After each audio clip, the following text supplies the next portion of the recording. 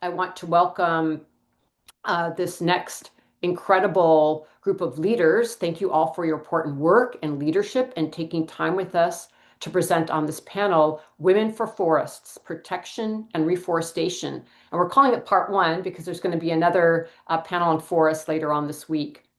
Global forests are on the brink of ecological collapse in many regions, and we must continue to take an unwavering stand to protect them and Indigenous peoples and local communities who have long stewarded the world's forests. And let's be clear, there's no climate solutions without forests. In WECAN's Women for Forest program, we are working in 3 regions, the Amazon rainforest in Ecuador and Brazil, the Democratic Republic of Congo, and the Tongass rainforest in Alaska. And we know through this work, there's a long history of women defending forests globally, which you'll be hearing about on this panel. Before I have the honor of introducing our speakers, we have a short video to share with you to help frame this really vital conversation. And I did want to note that this film was produced a few years ago. And so some of the context and political context has changed, but the essence of the struggle and what we're facing is still absolutely relevant to right now. So with that, please go ahead and share the video, Stand with Indigenous Peoples of Brazil, the Amazon, and the Climate.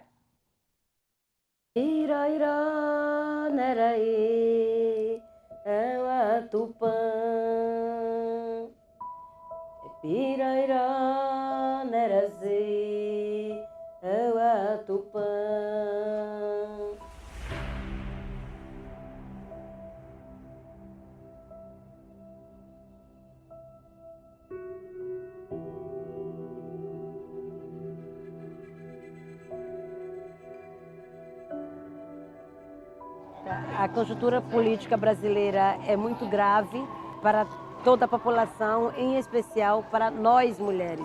E agora temos um presidente que acha que as mulheres têm que ter papel secundário, salários menores. Está aqui participando do Fórum Permanente da ONU, em frente à Embaixada do Brasil, para nós tem um significado muito forte. Porque é reafirmar a presença e a existência indígena em todos os espaços. Brazil is the deadliest country in the world for environmental defenders.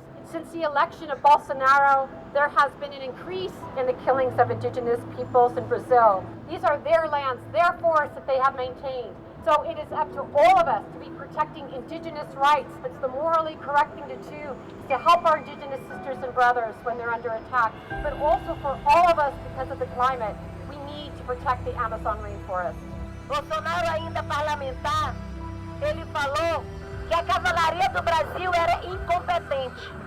Competente é a cavalaria norte-americana que conseguiu exterminar todos os indígenas. É muito urgente que o mundo escute a voz dos povos indígenas do Brasil. Nesse momento, órgão institucional, políticas públicas, pouco importa. Porque o que está nesse momento em pauta é exatamente a destruição, o extermínio e, mais uma vez, o genocídio coletivo de nossos povos. Eu não sei o resultado da nossa mobilização. Pode ser que na próxima semana vocês tenham notícias de várias lideranças nossas presas, criminalizadas ou mortas. Porque esse é o momento que a gente está. Mas nós vamos seguir firmes, resistindo, pagando com a própria vida. Porque para nós a luta pela Mãe Terra é a mãe de todas as lutas.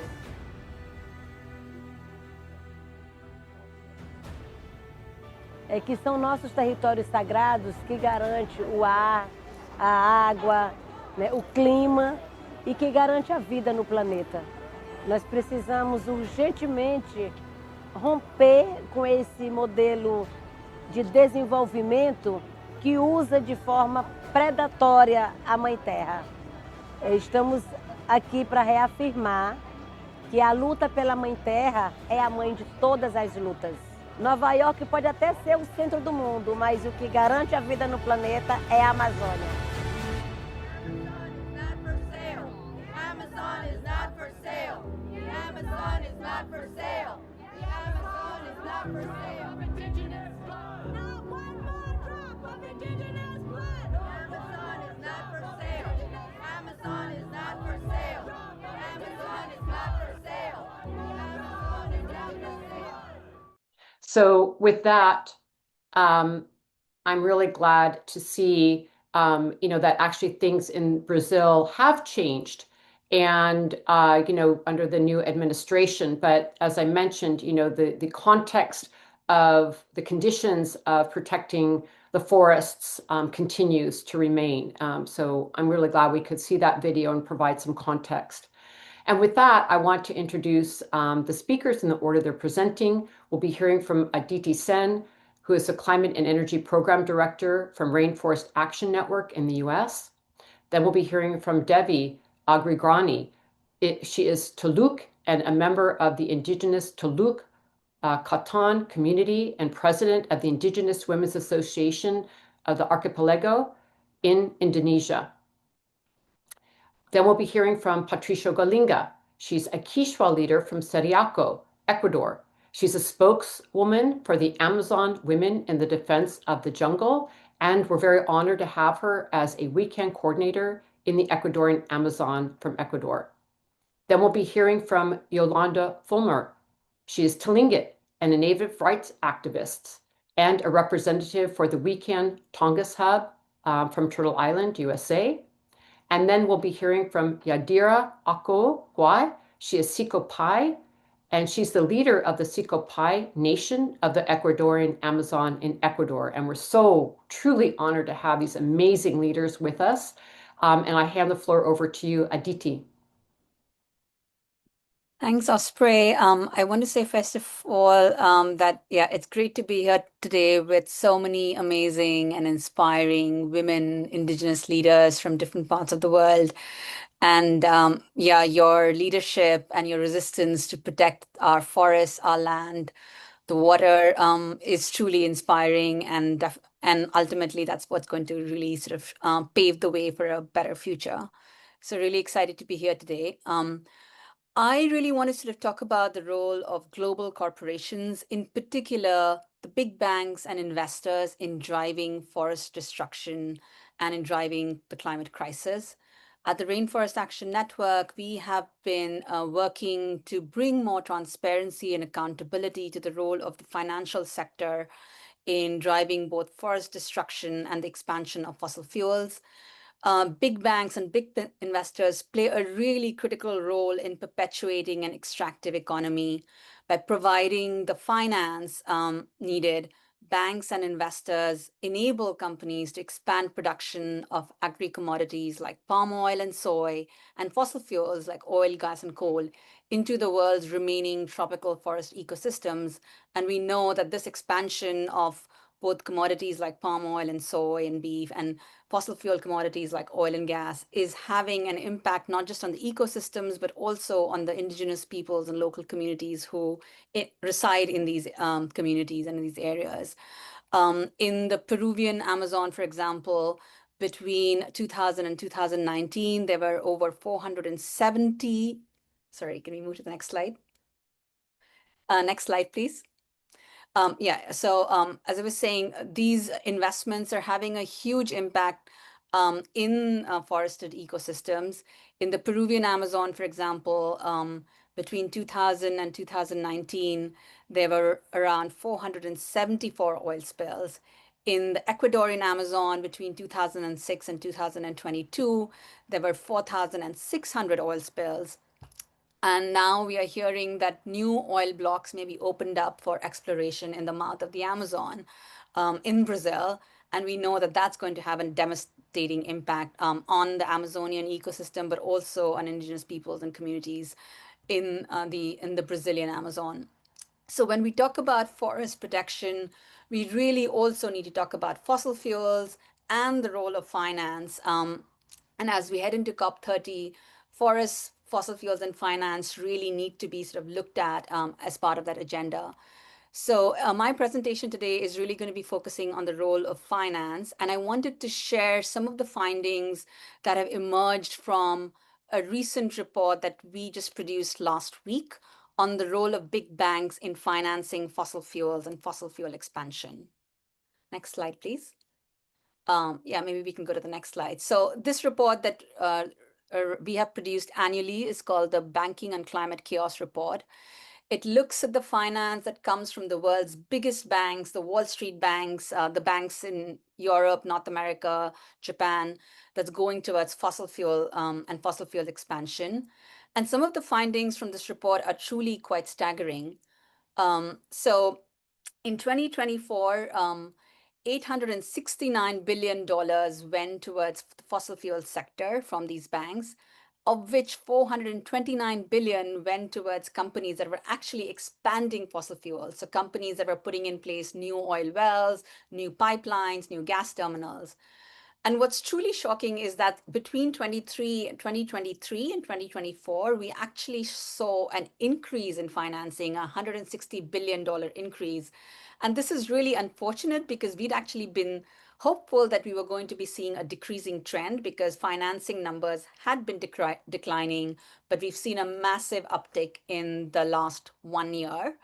And this, despite the fact that we are seeing the climate crisis escalate, and 2024 was the hottest year on record, and yet instead of actually reducing financing towards the fossil fuel sector, banks continue to pour more and more money into fossil fuels and into fossil fuel expansion. And the science is absolutely clear that we cannot afford to burn more fossil fuels if we want to limit global warming and if we want to have a stable climate. But the financing that these banks are providing to fossil fuels is not just impacting climate change, but also really having a profound effect on ecosystems, forest ecosystems, and marine ecosystems, and on frontline communities and indigenous peoples who live in the areas where fossil fuel expansion is happening. Next slide, please. Maybe, yeah, we can go to the next slide, maybe. Yeah, let's just skip the slide. So I wanted to sort of talk about one particular example. If you look at the Banking on Climate Chaos report, we've actually not just pulled together the data that looks at financing trends over the last, since 2021. And if you look at the financing trends since 2021, over $3 trillion has gone towards the fossil fuel sector, and 1.6 trillion has actually gone into expanding fossil fuels, new gas, new coal, new oil. And this is both obviously has a direct damaging impact on climate change and emissions, but it's also impacting frontline communities and vulnerable ecosystems. For example, in the Pacific country of Papua New Guinea, which is one of the most biodiverse places on the planet, and home to hundreds of different species and home to the world's third largest contiguous rainforest after both Brazil and Indonesia. It's really a place of stunning beauty, and most of the people in Papua New Guinea really rely on the forests, the land, the water for their livelihoods and for the way of life. Papua New Guinea, in Papua New Guinea, Total Energies is promoting Carbon Bomb, a new LNG project, liquefied natural gas, that will involve the building of over 9 wells, gas wells, a new gas facility, and over 300 kilometers of pipeline that's going to run through the entire length of the country, but also will have impacts on the marine ecosystem. But what has been really inspiring and amazing is that we've seen some fierce resistance from frontline communities and indigenous people in Papua New Guinea.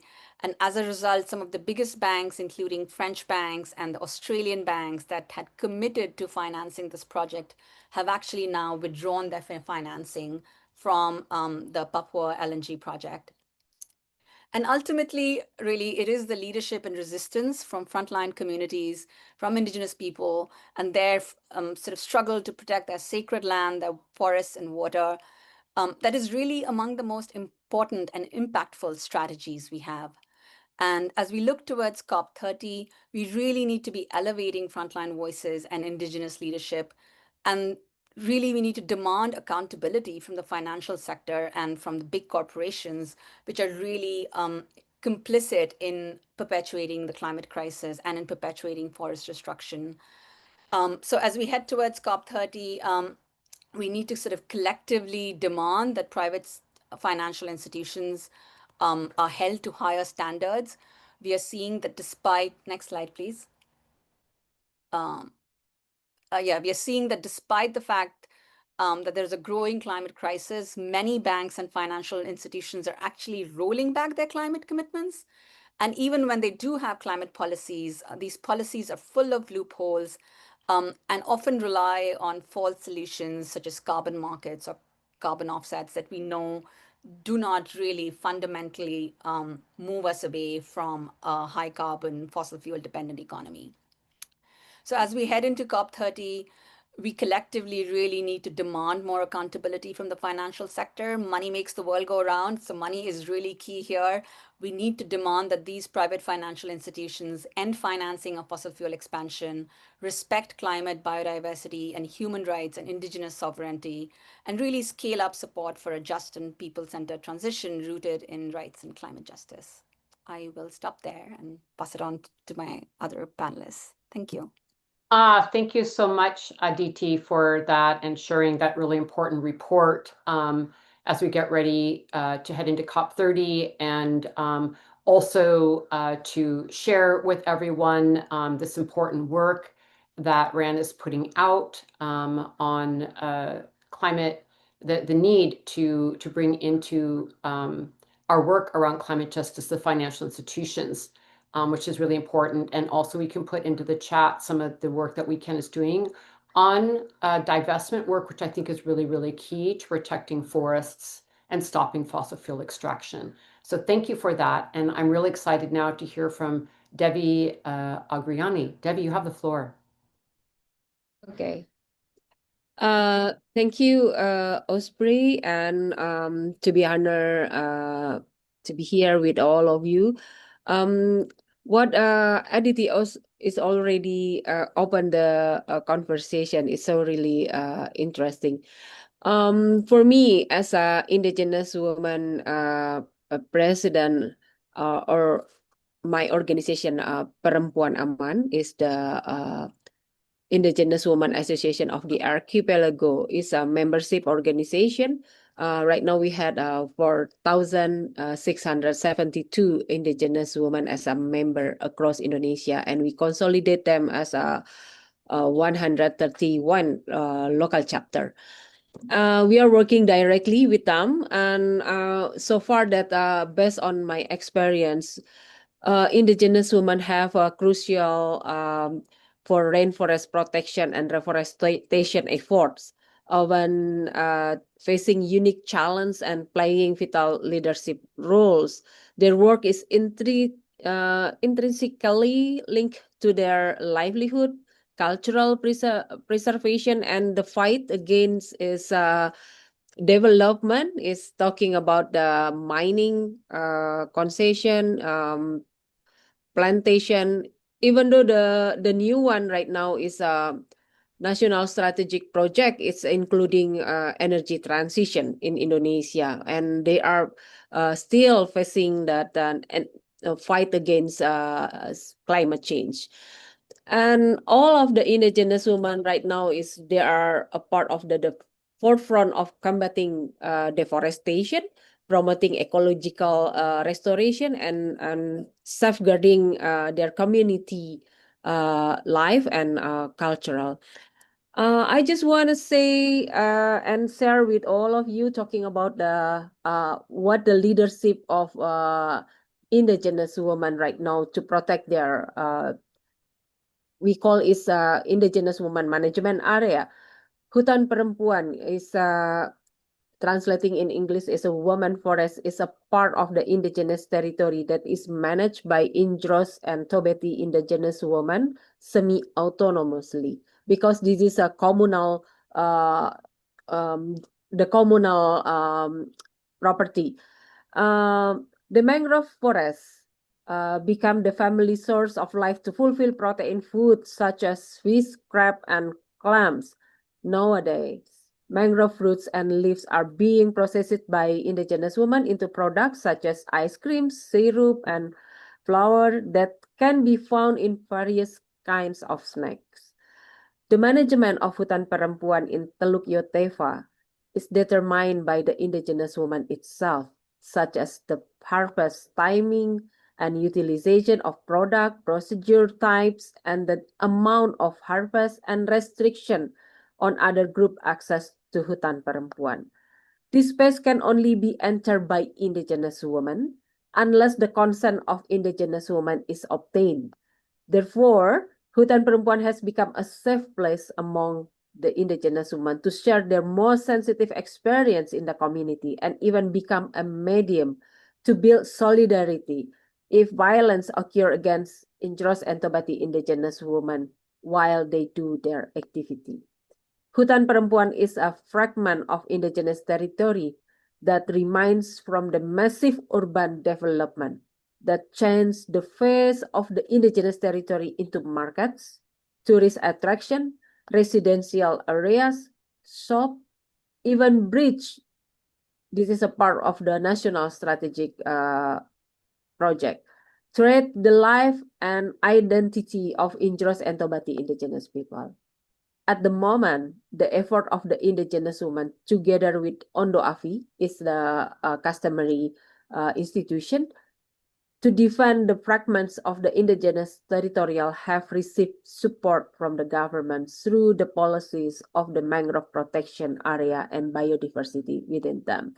But it's not like a story that I share with you, but this is a long struggle of indigenous women to build their leadership. They are taking a lot of effort how they can bring the voice of indigenous women to be lead this process to protect their territory, because it's just a remind of the territories of indigenous people in Indros and Tobati is a part of the Papua, a part of Indonesia.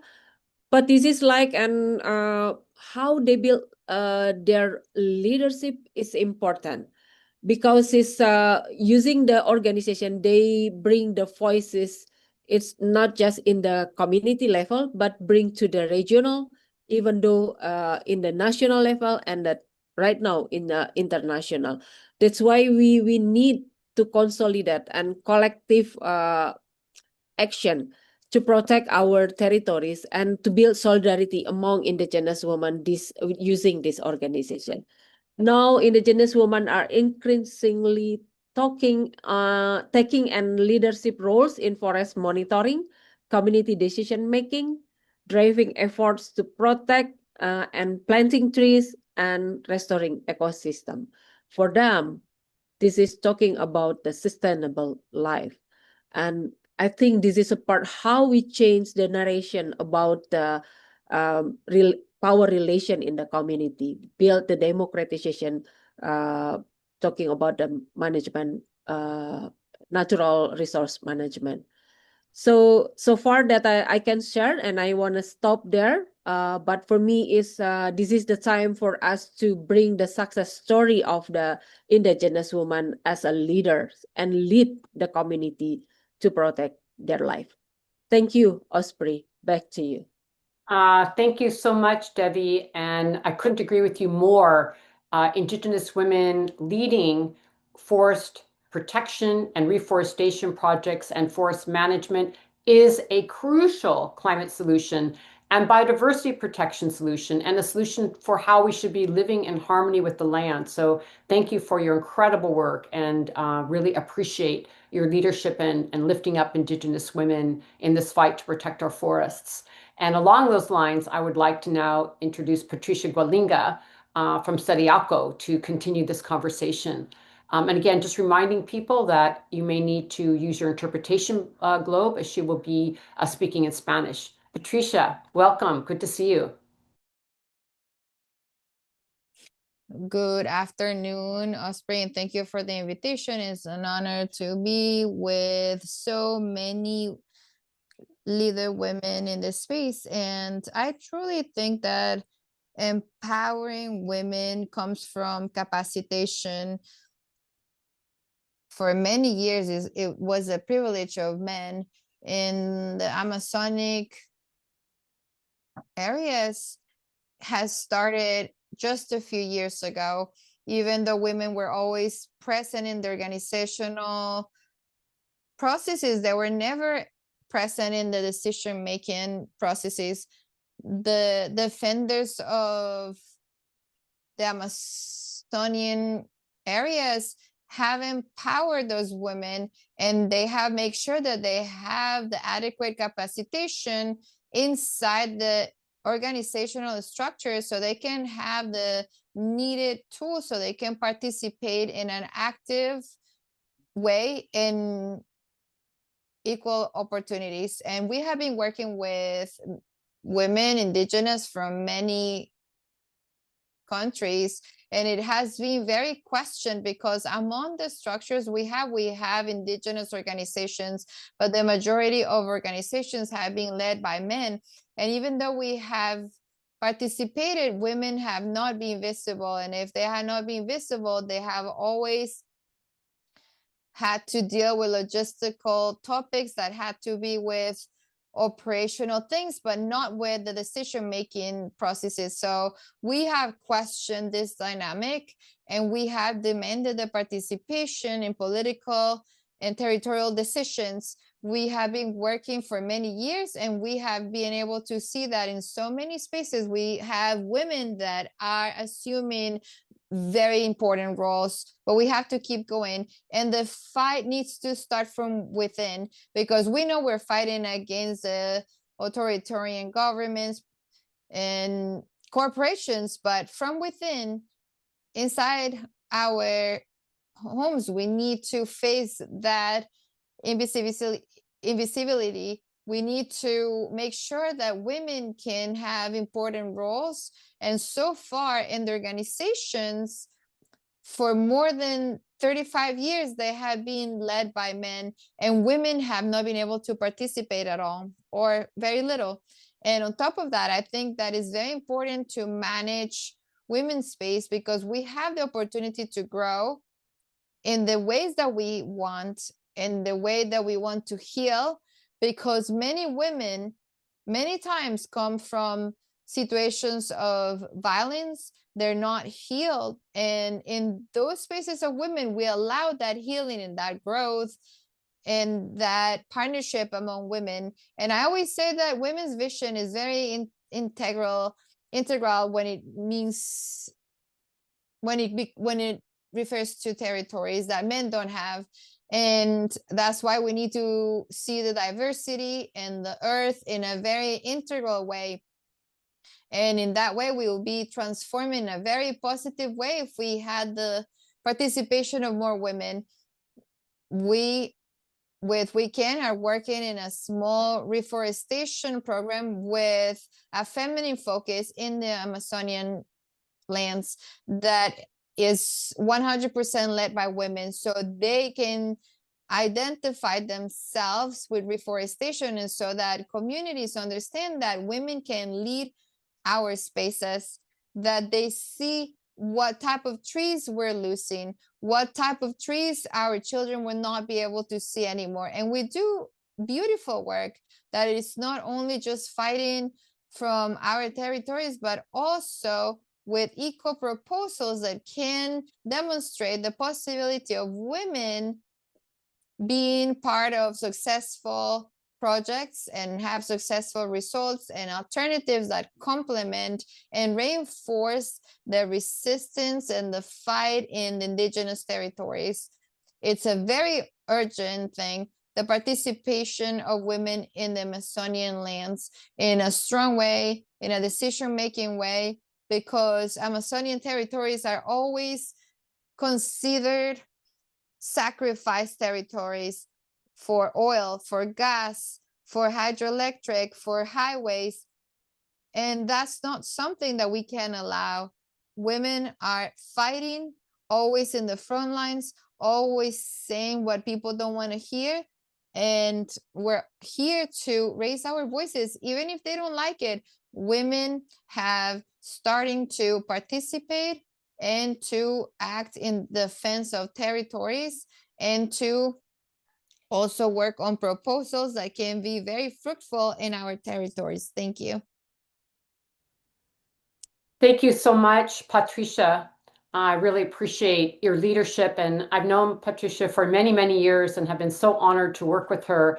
And I just wanted to also lift up, the incredible leadership that she has, and the entire community of the Amazon women defenders have been amazing in the Ecuadorian Amazon for many years, risking their lives, going to the government so many times, leading marches. It's an incredible body of work that these women have put forward, protecting their territories and lands. And the program that Patricia was mentioning is something that we can put a link in the chat. We've been very honored at WECAN to, over the last year, really be developing a program with Indigenous women leaders led by Patricia in Sariaco that is both for reforestation, as she talked about, reforesting trees that are going extinct, and also trees that will help bring about the balance because of the harms that have been brought to their communities, and balance the ecological integrity of the Amazon rainforest in her region. But also the program is about lifting up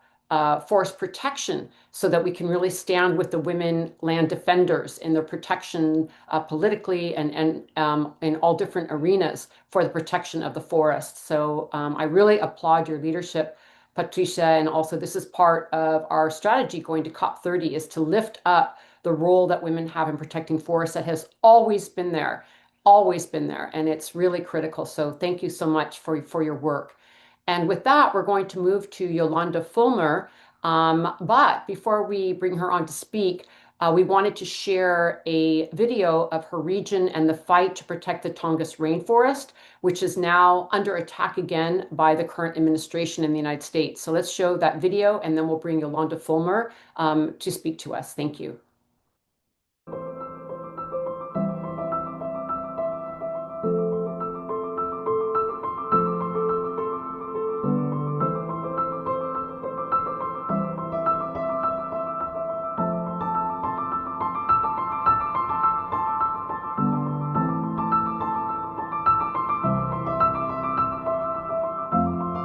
We fought real hard for what became the roadless rule for Alaska in 2001. Now they want to roll it back and weaken it. They again haven't talked to us. We have come here to speak with those on Capitol Hill to ask that we be looked at as human beings, not as relics that have been put into the museum. We need to be heard. It's important that we work towards making this roadless rule a law, so that it cannot be tampered with at the whim of one election to the next. We are not here just for us. We are here for Alaska and Southeast Alaska, and it is about 90% say that they are for the roadless rule. It is working. We are seeing stuff coming back. It's like a dominoes effect. You take these trees away, everything else is gonna fall. Not just the animals, not just the plants, but the people. The roadless rule is making a difference, but we need to keep it there, otherwise it's gonna be gone.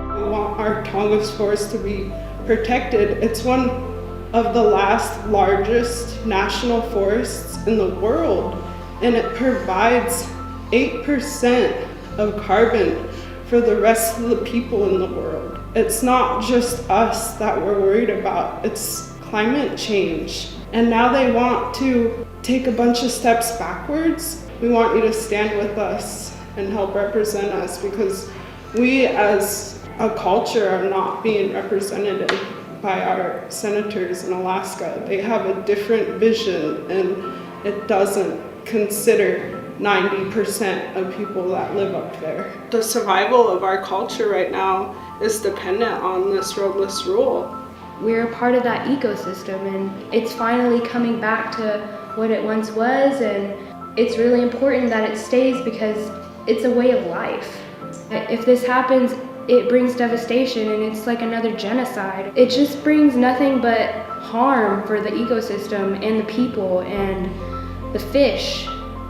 We rely on all of it, and the Forest Service is going to try and log the old growth, which is what we're fighting against. We need the roadless rule coded in the law. It's one of the most important forests in the world, but also here in the United States in terms of carbon sequestration. It makes no sense with the IPCC report that's come out giving us 10 to 12 years to be destroying this forest that is most important for Indigenous people and all the cultural survival that they are dependent upon. That's the most important thing, but also to think about it in terms of, you know, our nation and the entire climate change issue globally, that it's a really important forest.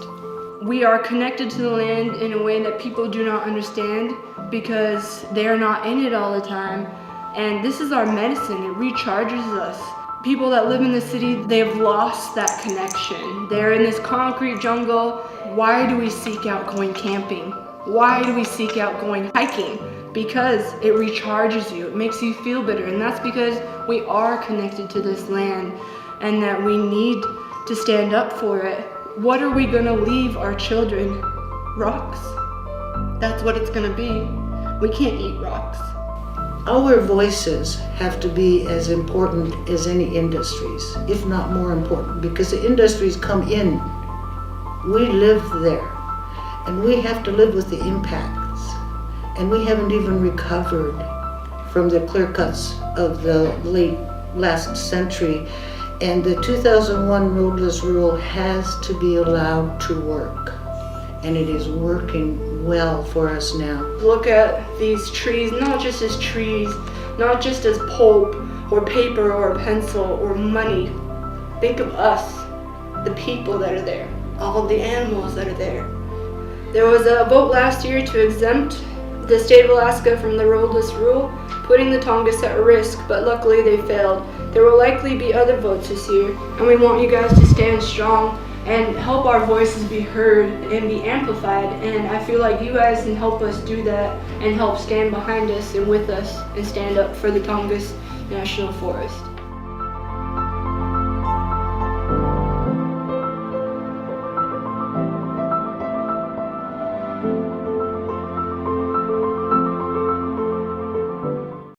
And with that, I'm really honored to bring on to our webinar, Yolanda Fulmer.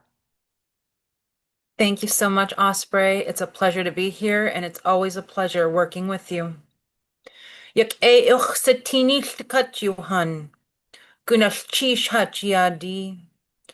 good to see all of you. Thank you for being here.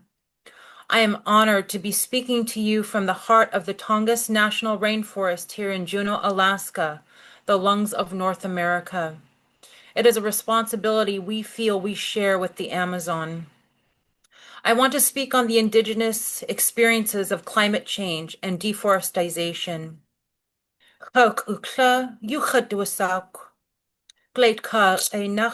Yolanda Fulmer, my Tlingit name is Chokukla. My taxpayer's name is Yolanda Fulmer. Dak dain ta nachatsati. Sit iti gayi achtuwu at. I am from the Dukdainton or Kittiwake clan, and my spirit was born in Glacier Bay. I am a Tlingit matriarch and a long line of proud matriarchs. So everything I do is for the children, our future.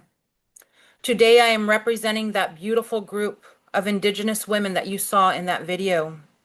Here in Southeast Alaska, from the Women for Forest Tongass WECAN chapter. We continue to fight for our sovereign rights and protection of Ha'ani, our ancestral homelands here in the Tongass, which we are the original custodians of for over 17,000 years. The Tongass rainforest is the world's largest intact old-growth temperate rainforest, a vital carbon sink, and home to unique ecosystems that continue to support the health of our planet. It is a land where the forest meets the ocean and supports some of the largest wild salmon population left in the world. Old-growth forests like the Tongass are some of the most resilient areas to climate change. Protection of the Tongass is integral to protecting our climate, our wildlife, our cultures, and economic systems that depend on it. And the Tongass is currently under attack again by the current administration of the U.S. I stand here today not just as a Native woman, but as a descendant of ancestors who have cared for these lands since time immemorial. And we are in an ongoing battle, as many of you are, to protect our most precious resource, our Mother Earth. But for Indigenous people, this isn't a new fight. It is a continuation of the struggle our elders and ancestors have carried since the moment colonization began harming the balance we have with Earth. Akachyanik, adusa, dayechatan. They are not just trees. They are who we are. When you view the trees as relatives and not just resources, climate change looks different. It's like watching your family die in front of you. Every part of us is rooted in the land, and as parts of the land die off, parts of us die as well. Our culture is about understanding natural connections with the land and with each other. When we talk about the knowledge and understanding of the needs of the land, Indigenous people need to be at the decision-making table. Every mountain, river, and tree has a name, a story, and a meaning. Ya'at du khani ha tuwu. Everything has a spirit, and we are the ones connected to the spirit of the land. We carry the intergenerational ecological knowledge passed down through oral tradition, practice, and lived experience. We understand how to care for the land without taking more than what is appropriate. Our perspective is critical to any sustainable and respectful management of the forest. Ignoring our connection with the land is cultural genocide. We don't just want access to the land. We are demanding the recognition of our sovereignty, our rightful authority to steward, protect, and care for the lands and waters that are a part of who we are. We are not separate from the ecosystem. This isn't about ownership. This is about relationship. Relationship with the land. It is about hashuka, honoring our past, protecting the present, and ensuring the future for those not yet born. When Indigenous people lead land management, the earth responds. The trees grow taller, the salmon return. The water runs cleaner. This isn't coincidence. It is the direct result of knowledge systems that have evolved through generations of observation, ceremony, and deep respect. Wuchyach, balance, reciprocity, and accountability with all living things. Indigenous land stewardship isn't just good for Native communities. It is essential for ecological safety and climate security for everyone. In a time when ecosystems are collapsing and natural and man-made disasters are increasing, we offer a path forward, one rooted in responsibility, not exploitation, one guided by true values, not extraction. We have never asked to be dictators, but we have always been caretakers. And the earth needs her original caretakers to be heard, respected, and restored to our rightful roles. If people truly care about the future, about clean water, sustainable food, forests that breathe, and oceans that heal, then they must care about Indigenous sovereignty and stewardship, because land back is life forward. Here in the Tongass, we are promoting and advocating for Indigenous-led land management and food sovereignty through legislative advocacy, solidarity with other tribal nations, partnering with like-minded organizations, and direct engagement with decision makers in Washington, D.C. We are pursuing the codification into law of the roadless rule to protect our old and mature growth timber. We are resisting the reconciliation bill and the clear-cutting privatization of public land sales, and opposing the Fix Our Forest Act that leave old and mature growth vulnerable to yet again being unnecessarily logged. So rooted, excuse me, rooted in the strength of our matriarchs and guided by the traditional values and the courage of our warrior spirit, we stand united to defend our forests, our waters, and hakostiyi, our ways of life for generations to come. Gunachish achseyachi hashikuhas anikach. Thank you for hearing my words from my grandparents' land. And thank you for sharing your wisdom with me today. Gunashchish, I'll hand it back to you, Osprey.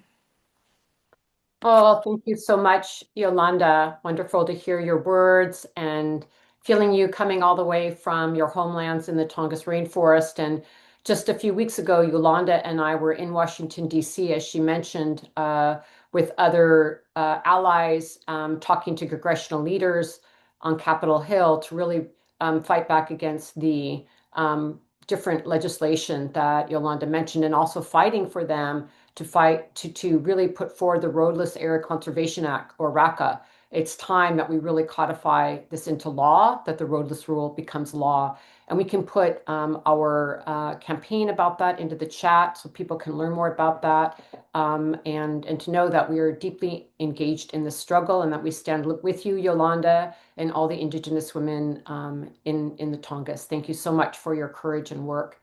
And with that, I'm very honored to bring into the conversation Yadira Oka-Guaje from Ecuador. You have the floor. Just a friendly reminder to use your interpretation button if you need it. Thank you, Yadira.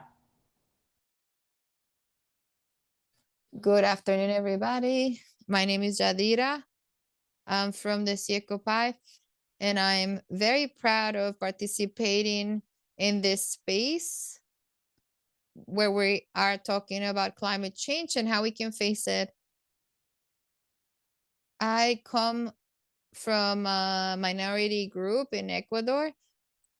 We have 800 residents, and we reside in Peru, in Putumayo, which is part in Colombia, but it's one nation. And I live in the Ecuador side, and unfortunately in our territories, we're being harassed by corporations that are taking our oil and gas. And in our territory, we're suffering. They're trying to get to the lungs of the world. Big corporations are coming to our home, to the Amazon, and that is worrisome. And us as women, we're trying to find alternatives for the well-being of our children, because we want our children to be able to keep our memories. That's what we're fighting for, and that's why we're raising our voices in this space, and for the well-being of the world. And I think the whole world should be listening to the Indigenous people, because we are the lung that helps the Amazon breathe. So I want to leave by saying why it's so important to work on ceramic for us. And I'm gonna tell you about the ceramic Sincobai. Sincobai ceramic has ancestral roots and has been transferred through generations. Our ceramics have been present from the beginning of our culture, and our cooking utensils that our grandmothers used to feed our families. And with those utensils, our grandparents also drank ayahuasca to be able to connect with the world, with the woods, with the jungle. And that's fundamental for us. That's why we keep practicing that as women. And we have been able to form associations to inspire other communities to get united, because if only Yadira wants to keep fighting for conservation, it's not going to work. We need to encourage other people to become one. When you have a single piece, it's breakable, but if you have many parts together, it's unbreakable. So we are fighting with the topic of cultural rescue, because our traditions are getting lost. From my personal practice, I try to follow my grandmother Jacinta's path, and I inspired other women to get together and create a women's association. That's where we started with Kenyao. to represent better alternatives for our children. The Kenya principles are to work in our society and community to strengthen our culture through ceramic, working on conservational and restoration activities. And also, ceramic is on the woods. That's why we need to make sure that we can keep our territories.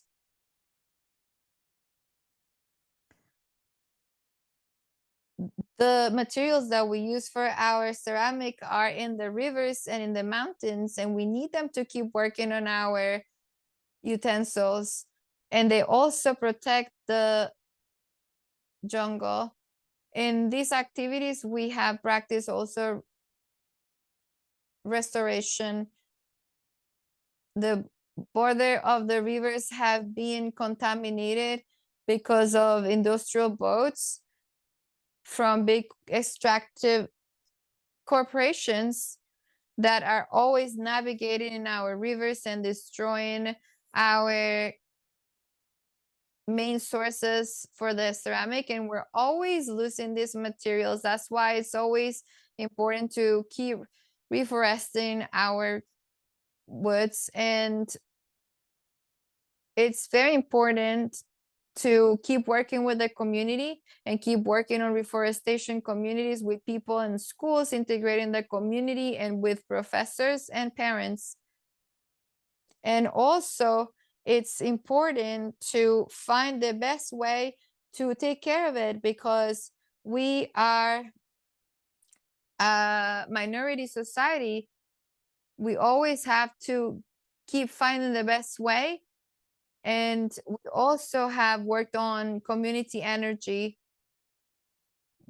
and we have worked with solar panels with our allies. In this case, the Kenyao Association, we have developed efficient systems. Since I got a scholarship for national conservation and women's leadership, I proposed a small project for grandmothers, because unfortunately right now we're forgetting all the teachings from our grandparents. But with these projects, we can help the grandparents of our communities to have efficient cooking so they don't depend from industrial gas.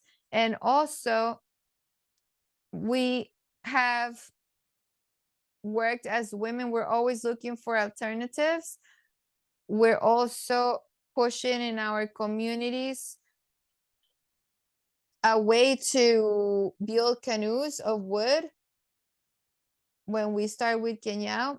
And that's one of the things that we have shared in those spaces with our parents and partners and children. We have been building those canoes together, and those are teachings that we were losing. And also, clay is very important to conserve our education. Cultural practices, Siekovine, are knowledge that we have had for centuries based on the rational use of natural resources coming from woods where we have clay, and those areas need to be in good shape, because when those areas are deforested, we lose that clay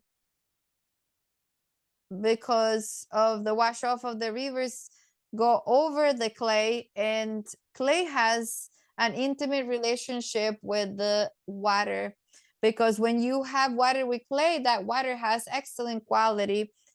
Those are indicators of the good health of the woods.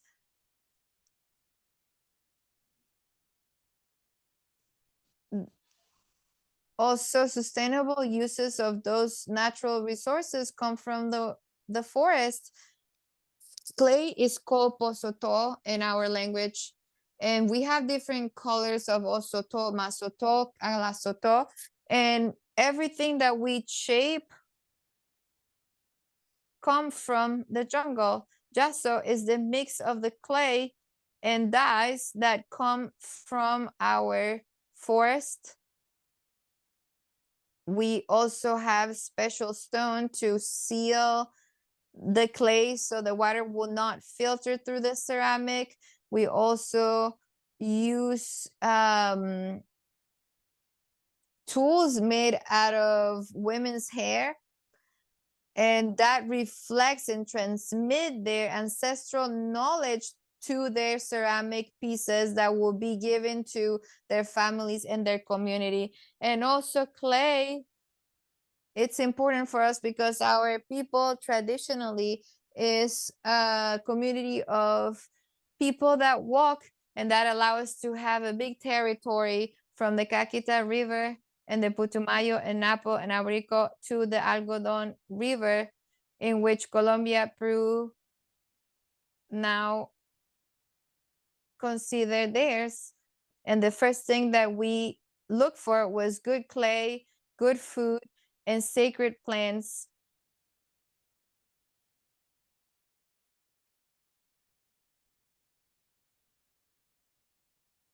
My grandmother found a waterfall where there was good mud, and she said, where there's good mud, there's a good place to live. It's a safe place to raise our children. And so how we can see how women take care of all life, and we're also in charge of our pottery projects, and there are deep connections between these things. The body of the mud itself is something we manage, and we give form to the mud or the clay. And so it's very important because each woman puts her energy into the pieces that she makes. And that's why our pieces are so unique. Each one that we women create are completely unique, and we transmit our energy to those pieces as we create them, and women are involved in that. And the symbols in them are just so important. They have to do with the nature and the cultural identity of our people. And it's so important to take care of our forest, because if we don't take care of our great forest, which is our home, then what kind of future will we have for our children? Everything that we've worked for, everything that's essential for our people, we could lose. And we want people to come here and get to know our struggles, our realities. And that's why we're recovering our ancestral territories. This is like the belly button of our ancestors. It's the place of our origin, the place where we have good mud, the place where our grandparents gave us our names. And it's a sacred place where our grandparents were born. And so wanted to share the message that as a nationality, as a people, as women, let's come together. Let's bring our voices and our hearts together. Let's be the voice for the Amazon and find alternatives for and from women, because women are not isolated. We are all part of the same thing, no matter where we come from. And we really want to join our voices all together so that we can ensure a good future for our children, finding new alternatives. Thank you so much.